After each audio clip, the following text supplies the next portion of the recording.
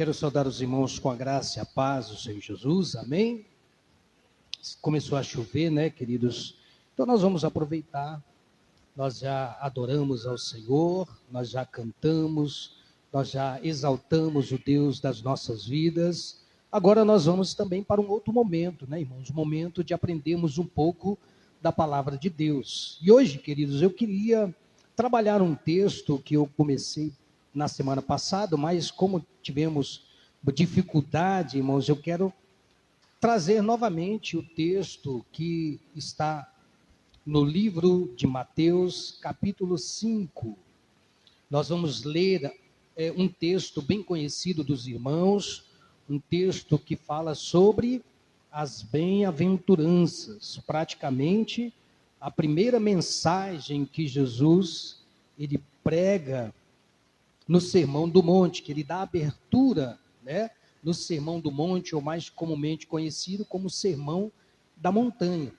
E através desta leitura, irmãos, o que eu gostaria de trazer nesta noite é falar sobre as bem-aventuranças, ensinamentos para um bom viver. E eu gostaria de trabalhar em cima desse texto. É um texto, irmãos, que vai nos trazer, vai nos mostrar por que Jesus quis, né, trazer esse ensinamento para todo aquele que quisesse ser seu discípulo. Então, gostaria que você abrisse a sua Bíblia, no livro de Mateus, capítulo 5, nós vamos ler alguns versículos, do verso 1 ao verso 12. Amém? Glória a Deus. Você que está em casa, se você tiver uma Bíblia, acompanhe também esta leitura, livro de Mateus, capítulo 5, verso 1 ao verso 12. É o primeiro livro do Novo Testamento, então vai estar situado ali depois de Malaquias, que é o último livro do Antigo Testamento. Amém? Todos encontraram? Vamos ler então esse texto? Espero não demorar, irmãos, mas eu tenho certeza que nós aprenderemos alguma coisa através dessa exposição. Diz assim a palavra do Senhor. E Jesus, vendo a multidão, subiu ao monte, e assentando-se, aproximaram-se dele os seus discípulos, e abrindo a sua boca, os ensinava, dizendo: Bem-aventurados os pobres em espírito, porque deles é o reino dos céus. Bem-aventurados que choram, porque eles serão consolados. Bem-aventurados os mansos, porque eles herdarão a terra. Bem-aventurados os que têm fome e sede de justiça, porque eles serão fartos. Bem-aventurados os misericordiosos, porque eles alcançarão misericórdia. Bem-aventurados os limpos de coração, porque eles verão a Deus. Bem-aventurados os pacificadores, porque eles serão chamados filhos de Deus. Bem-aventurados os que sofrem perseguição por causa da justiça, porque deles é o reino dos céus. E aí Jesus se volta para eles, diante dos discípulos que ali estavam com aquela multidão, e diz assim: Bem-aventurados sois vós, quando vos injuriarem, e perseguirem, e mentirem, disserem todo mal contra vós por minha causa. Antes, porém, exultai e alegrai-vos, porque é grande o vosso galardão nos céus, porque assim perseguiram os profetas que foram antes de vós. Amém? Senhor amado Deus, nós te louvamos nesta noite. Queremos te agradecer também, ó Deus, não somente pelos louvores que cantamos, pelas apresentações que foram destinadas ao Senhor nesta noite, mas também queremos te agradecer, ó Deus, pelo privilégio de podermos abrir a Bíblia, de podermos ler um relato bíblico acerca do Senhor, do teu Filho amado Jesus.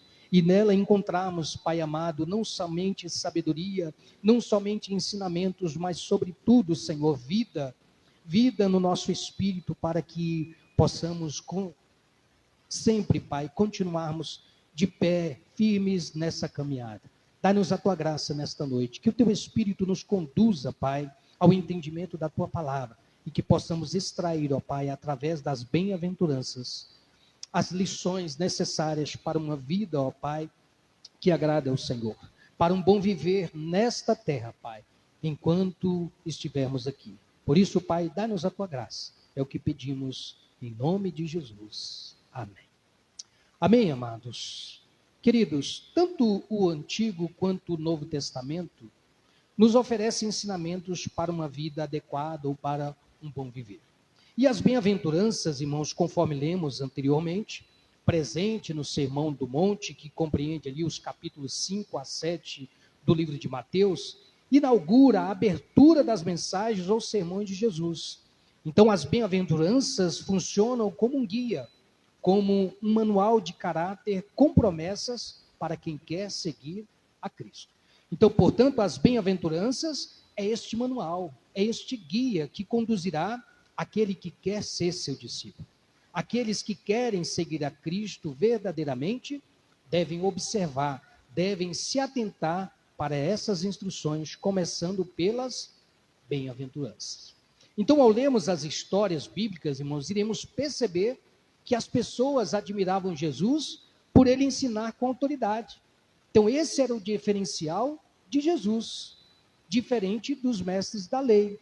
O que ele dizia tocava o coração daqueles ouvintes, tocava o coração daquela multidão, e também continua, ainda hoje, irmãos, a tocar o nosso coração quando lemos essas narrativas, quando lemos estes relatos bíblicos.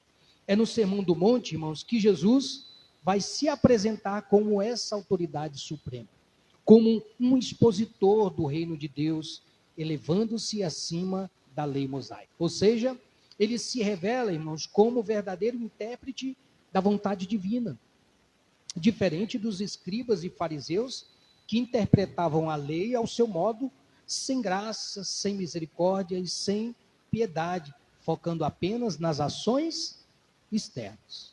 Então, quando Jesus olha para os fariseus que estão à beira das esquinas orando de mãos levantadas, ele diz que eles já receberam a sua recompensa. Porque o que eles buscavam, irmãos? Eles buscavam aquilo que era externo.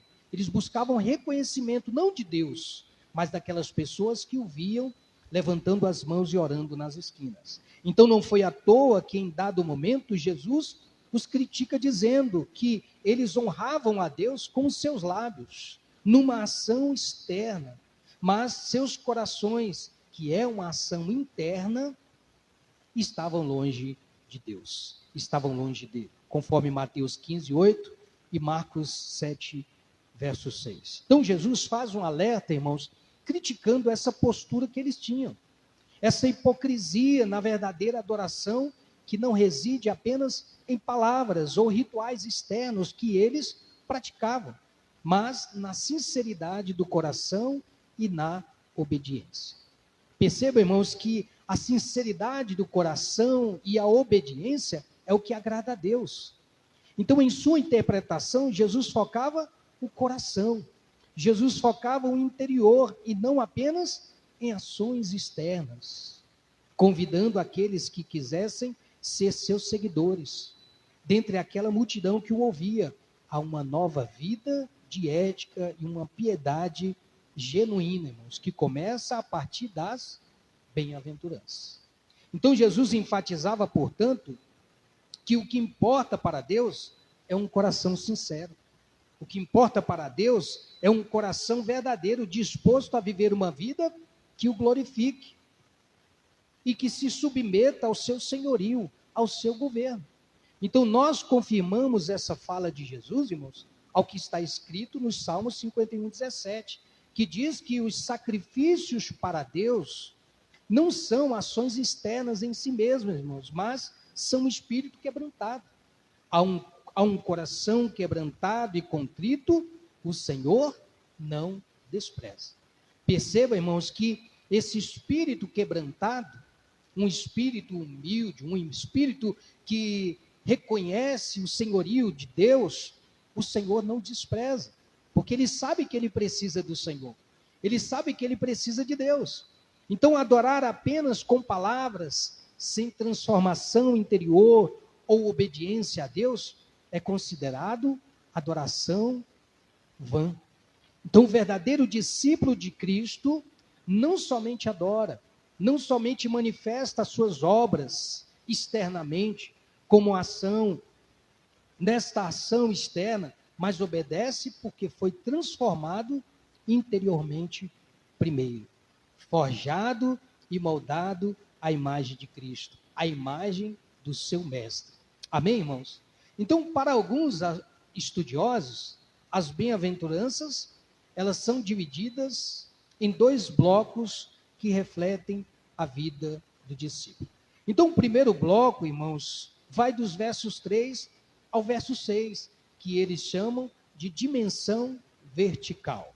Ou seja, essa dimensão vertical trata da relação interior do indivíduo com Deus. Quando ele diz, bem-aventurado ou felizes são aqueles que são pobres de espírito. Bem-aventurado ou felizes aqueles que choram. Bem-aventurado ou felizes são os mansos. E bem-aventurado ou felizes são aqueles que têm fome e sede de justiça. Por quê, irmãos? Porque deles é o reino dos céus. Porque eles serão consolados. Porque eles herdarão a terra. Porque eles serão fartos. E o que isso significa? Significa que essas primeiras bem-aventuranças, do verso 3 ao verso 7, ao verso 6, exigem, irmãos, a renúncia da autossuficiência, a renúncia do orgulho e das posses, para que houvesse espaço para a ação divina. Ou seja, a expectativa daqueles ouvintes daquele tempo, irmãos, composta pela maioria dos judeus sob a ocupação romana, é que viria um rei militar, trazendo o quê? Riquezas e poder terreno. Então a expectativa deles era essa, irmãos, que viria um Messias revolucionário, e não uma bem-aventurança baseada numa espiritualidade sadia e humilde que Jesus oferece.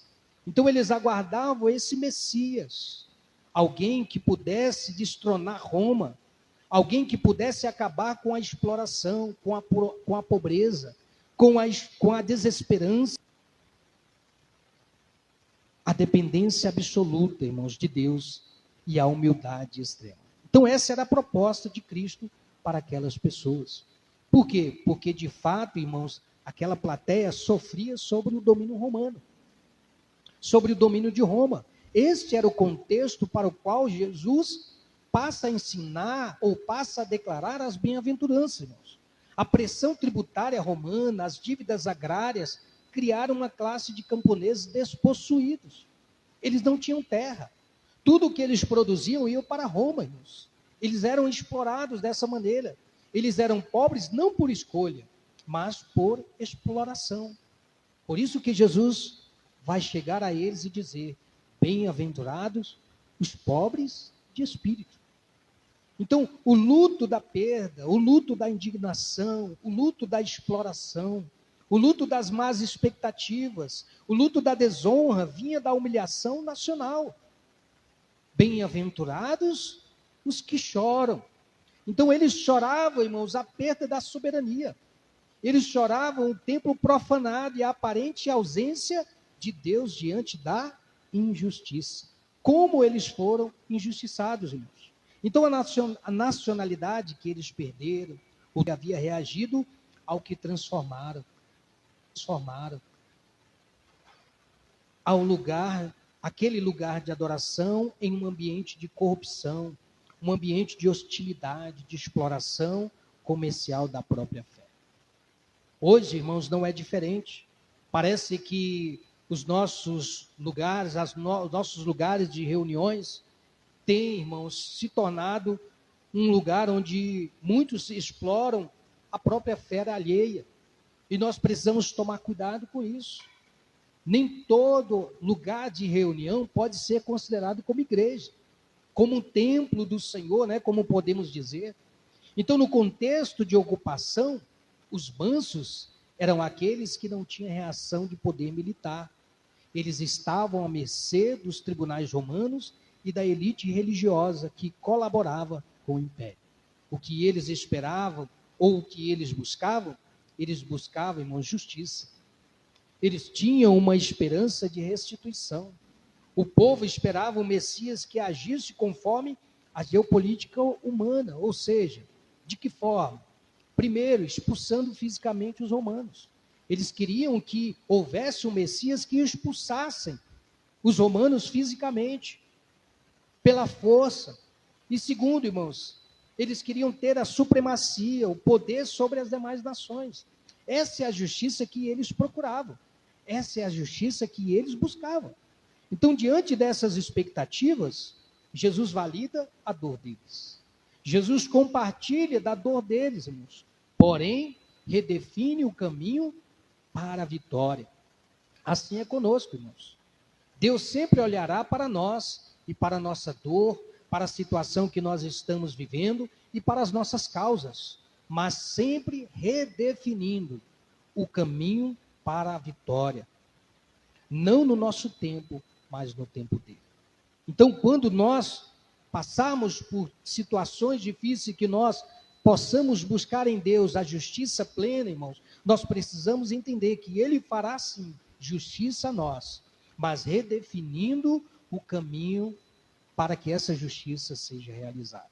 Então Jesus, irmãos, propõe uma mudança significativa e diferente da visão que esperava. Jesus propõe uma mudança espiritual.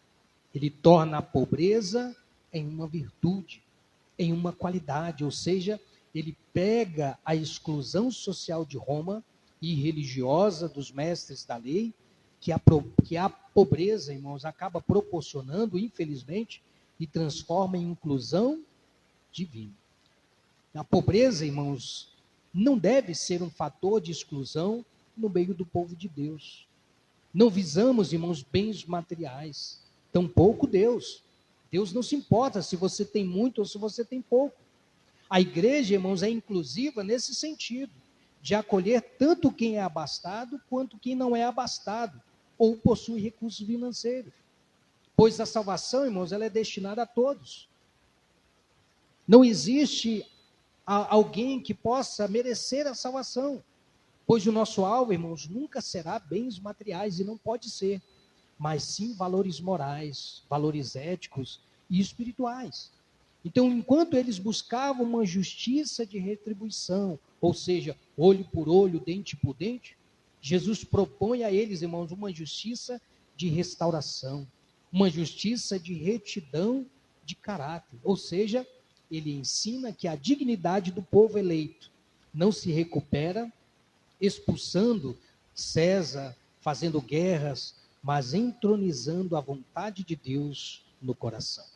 É isso que deve reinar as nossas vidas, irmãos. É isso que nós devemos fazer, entronizar a vontade de Deus no nosso coração.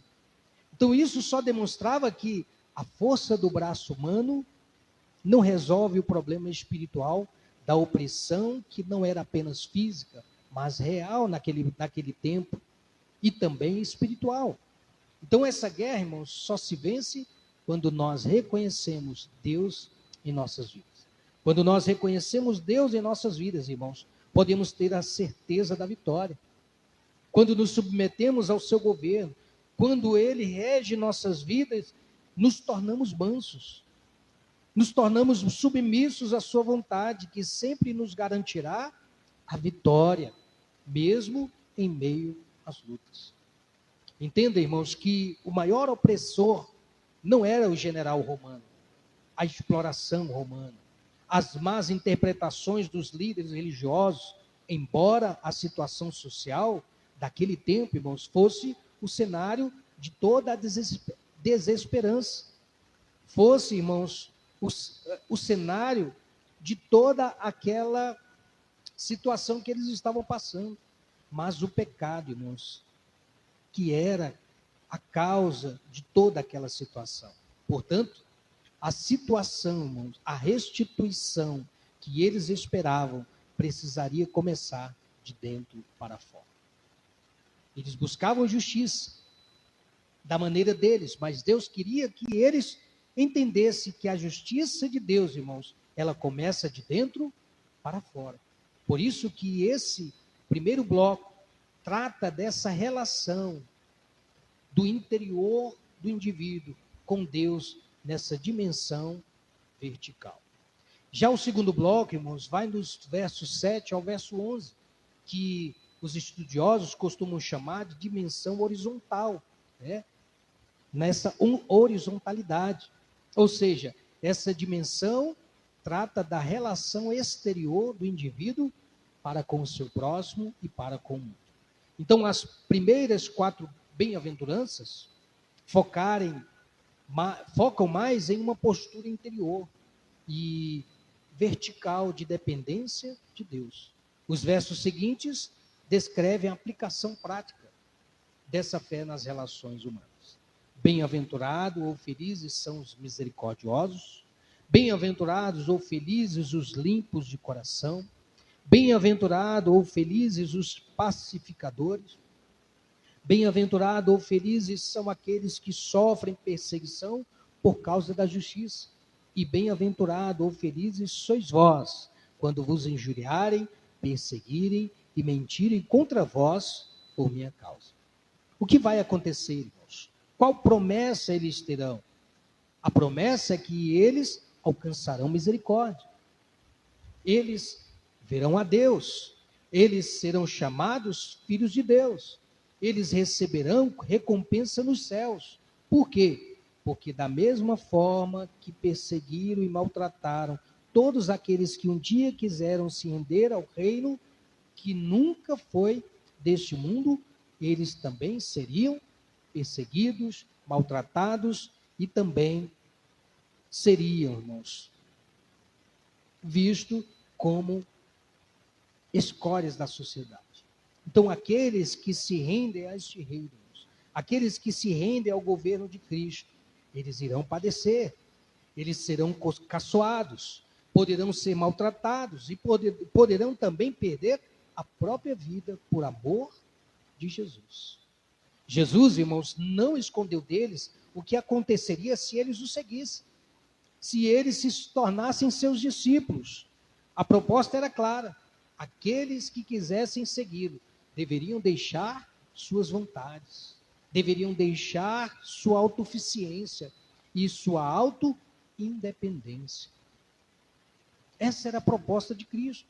Então, essas 5 últimas bem-aventuranças, irmãos, descrevem como esse novo caráter, que é formado a partir desse. Eles não estavam se importando, irmãos, com as consequências que isso poderia resultar. Eles não vinham por este lado, irmãos, porque caso eles fossem imprudentes, irmãos, as consequências seriam devastadoras. Então, enquanto os primeiros versos focam no receber de Deus, para serem transformados, viverem como um cidadão dos céus, de um reino que não é deste mundo, esses versos finais das bem-aventuranças focam no dar, no agir no mundo, no retribuir, evidenciando assim essa dimensão social e relacional da vida cristã. Nessa horizontalidade, então não devemos pagar com a mesma moeda o mal cometido. Eles queriam se vingar, eles queriam pagar com a mesma moeda pelo fato deles estarem sendo explorados, pelo fato deles não terem mais terras para que fossem suas, que fossem de suas próprias posses. Mas eles deveriam entender, irmãos, que a justiça ou a vingança é do Senhor. Não devemos, irmãos, procurar guerra, mas sim a paz. Por isso que a palavra de Deus vai nos ensinar, no livro de Hebreus, capítulo 12, verso 14. Segui a paz com todos e a santificação, sem a qual ninguém verá a Deus. Então, diferente da justiça humana, irmãos, dar o que a pessoa merece, porque era isso que eles pensavam acerca dos romanos, a misericórdia é dar à pessoa aquilo que ela precisa. Olha a diferença, irmãos. Jesus inverte os valores. Enquanto eles pensavam em retribuir o mal com o mal, Jesus diz que eles precisariam retribuir o mal com o bem. Sendo o quê, irmãos? Sendo misericordiosos. Então o discípulo precisa entender que ele deve ser misericordioso, porque reconhece que recebeu também misericórdia. Como, irmãos, que eu posso agir diferente se Deus já nos concedeu a sua misericórdia, o seu perdão? Então eles deveriam fazer isso. Isso é uma característica, irmãos, de quem segue a Cristo. de quem se torna verdadeiramente um discípulo do Senhor. Isso, irmãos, é mais que qualidade, isso é uma virtude. Ser misericordioso é uma virtude do cristão. Então, diante daquele contexto, eles deveriam ser íntegros, eles deveriam agir com ética e não tramando uma possível guerra, aguardando um líder militar, que não era Jesus, irmãos, que deveria, ao invés de promover essas lutas, deveria promover paz. Então, essa atitude que Jesus propõe, diante daquelas circunstâncias, através das bem-aventuranças, irmãos, causaria uma ameaça, um incômodo para o sistema do mundo, resultando em oposição ao que era errado. Jesus não era conivente, irmãos, com o pensamento que eles tinham. Mas Jesus vem, irmãos, para distorcer esse pensamento. É dessa maneira que o discípulo de Cristo deve se portar, sendo sempre oposição a tudo que é errado. Ele deve ser íntegro, ele deve ser correto nas suas posições, nas suas decisões, mas sempre de maneira pacífica, sempre de maneira sábia e ética. E aqui, irmãos, eu quero concluir dentro dessa declaração, desse ensinamento das bem-aventuranças, que a lógica de Jesus é sempre oposto ao da lógica humana. O mundo diz, preencha-se de poder, de bens, de curtidas. Jesus diz, esvazie-se, seja pobre em espírito, reconheça a sua total dependência de Deus. A felicidade do reino, irmãos, não é o que nós acumulamos, mas o que nós permitimos que Deus preencha dentro de nós, em nossa mente, em nosso coração. Nós precisamos deixar que Deus, irmãos, que Cristo, através da sua palavra, preencha as nossas vidas com graça, com força, com sabedoria, irmãos, que nós precisamos para lidar na nossa caminhada. Quando nós reconhecemos a nossa necessidade, a nossa pobreza, irmãos, sentindo dor pelo que está errado, nesse choro e nessa luta, e lutar com as próprias mãos, você se tornará, irmãos, um canal de justiça, de misericórdia, de paz de Deus no mundo. Nós nos tornaremos, irmãos, um canal de justiça, um canal de paz para este mundo caído. Então, viver as bem-aventuranças, irmãos, significa ser um agente de estabilidade em um mundo caótico. É um desafio para todos nós, irmãos, como discípulos de Cristo. Não é fácil, mas nós precisamos entender que as bem-aventuranças, irmãos, são requisitos. É esse manual, é esse guia, irmãos, que nos conduzirá ao reino de Deus. Então, a nossa força não vem, irmão, de nada deste mundo, mas de Deus que nos sustenta e nos dá graça no dia a dia. Então, as bem-aventuranças são um convite para deixarmos de ser uma vítima das circunstâncias, como os oprimidos da Galileia que acharam que eram, e se tornar, irmãos, um cidadão de verdade de um reino inabalável. Então, essa é a proposta de Cristo para nós. Essa era a proposta de Cristo para aquelas pessoas. Eles deveriam deixar de serem vítimas para se tornarem, irmãos, um verdadeiro cidadão do reino dos céus. Então, o mundo, irmãos, não consegue nos dar a dignidade que precisamos. Eles precisavam de dignidade, irmãos. De que maneira? Voltando-se a ter a sua nacionalidade, as suas terras, serem considerados verdadeiramente o povo eleito de Deus. Mas, mesmo com o pensamento de indignidade, irmãos, que eles tinham, só Cristo poderia conceder a eles e devolver a vida que a eles foram tomadas por causa das circunstâncias que o levaram a viverem daquela maneira. Então, Jesus, irmãos, quer nos dar, sim, a dignidade que nós precisamos. A dignidade, irmãos, que foi tomada por causa do pecado. O pecado, irmãos, manchou a nossa relação com Deus. Cristo vem então, irmãos, e nos mostra que é possível nós reconquistarmos a nossa dignidade quando nos arrependemos dos nossos pecados. Perceba que as bem-aventuranças que Jesus declara, irmãos, é para que eles pudessem entender que se eles seguissem daquela maneira, sendo pobres de espírito, nessa dependência total de Deus, eles receberiam a graça que o Senhor havia concedido a todos eles. Amém, irmãos? Então, que nós possamos aprender sempre com a palavra de Deus, entendendo, irmãos, que as bem-aventuranças é este manual, é este guia que quer, irmãos, de alguma forma, nos mostrar que a mudança, ela começa de dentro para fora. Amém? Então, que sejamos discípulos verdadeiros de Cristo. Não apenas seguidores, que em dado momento acaba se afastando, mas seja um discípulo, irmãos, que esteja disposto a viver uma vida governada por Cristo no seu dia a dia. Amém?